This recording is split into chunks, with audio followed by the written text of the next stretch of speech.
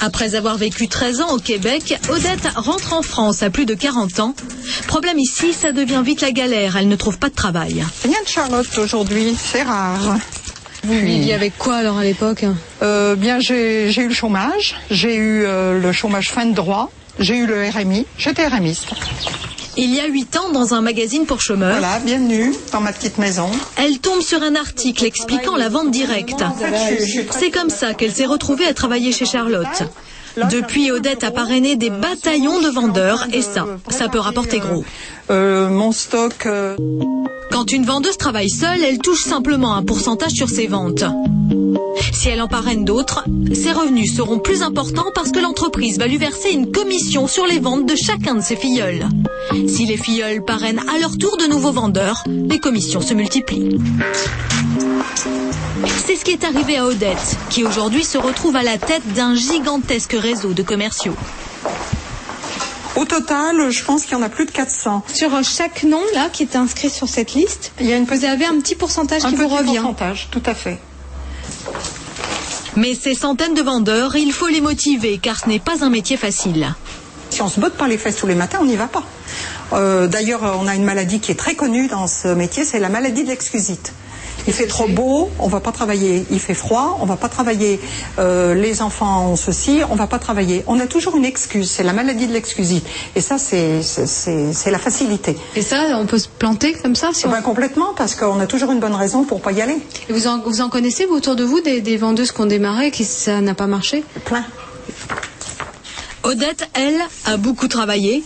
Aujourd'hui, elle est très fière d'avoir pu construire sa maison et surtout d'être totalement indépendante. Je vis bien. Je suis mieux qu'au RMI, si c'est ce que vous voulez savoir. En moyenne, Odette gagne jusqu'à 8 400 € net par mois. Voilà Odette qui s'en met plein les poches en surveillant toutes ses copines vendeuses.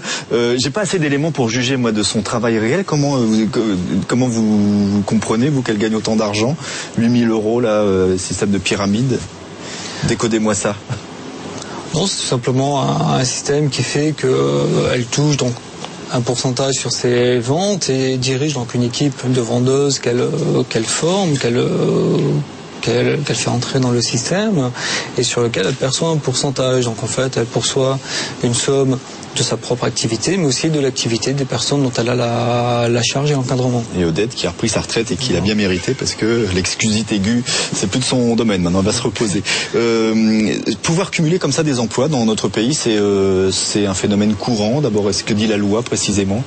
En fait, on a une liberté totale si on exerce une activité salariée et en parallèle une activité indépendante.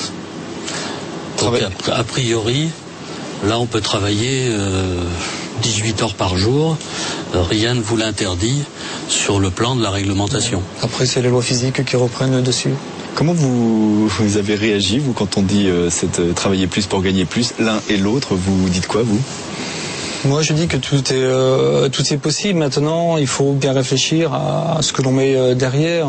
Ce sont quand même des choix de vie, de cumuler plusieurs emplois ou de décider si on est véritablement indépendant de travailler 18 heures, 20 heures par jour.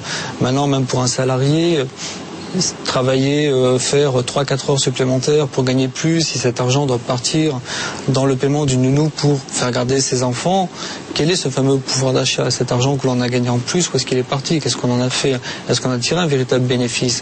Donc ce sont ces questions-là qu'il faut se poser lorsqu'on décide de travailler plus. Dans les 10 ou 20 ans qui viennent, vous voyez les choses comment? La création de cette communauté européenne a été réalisée, on ne nous a pas dit toute la vérité. On a accueilli des pays qui étaient nettement en dessous de notre niveau de vie et de notre pouvoir d'achat. Et là, on a quand même oublié de nous expliquer une chose, c'est que l'objectif était que ces pays nous rejoignent, mais que pour pouvoir nous rejoindre, nous devions, nous, accepter de réduire un peu ce dont nous disposions.